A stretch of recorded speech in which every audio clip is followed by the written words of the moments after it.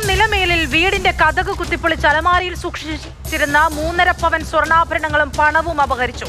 വീട്ടിൽ ആളില്ലാത്ത സമയത്താണ് ഈ മോഷണം നടന്നത്. ചടയമംഗലം പോലീസ് അന്വേഷണം തുടങ്ങിയിട്ടുണ്ട്.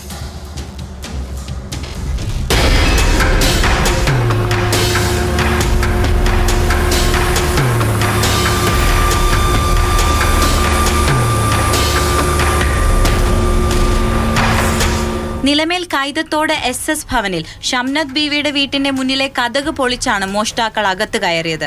സ്വർണ്ണാഭരണങ്ങളും പണവും അപഹരിക്കപ്പെട്ടു. വയോധികയായ ഷംനത് ബീവി മാത്രമായിരുന്നു വീട്ടിലുണ്ടായിരുന്നത്. അന്നേ ദിവസം ബന്ധുവീട്ടിൽ പോയി തൊട്ടടുത്ത ദിവസം രാവിലെ വീട്ടിലെത്തി നോക്കിയപ്പോഴാണ് വീടിന്റെ മുൻവശത്തെ കതക് പൊളിച്ചതായി കണ്ടത്.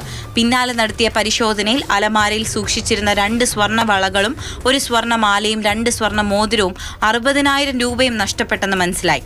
ചടയമംഗലം പോലീസ് സംഭവ സ്ഥലത്തെത്തി വിരലടയാള വിദഗ്ധരെത്തി തെളിവുകൾ ശേഖരിച്ചു. സമീപത്തെ CCTV ദൃശ്യങ്ങൾ കേന്ദ്രീകരിച്ചാണ് അന്വേഷണം.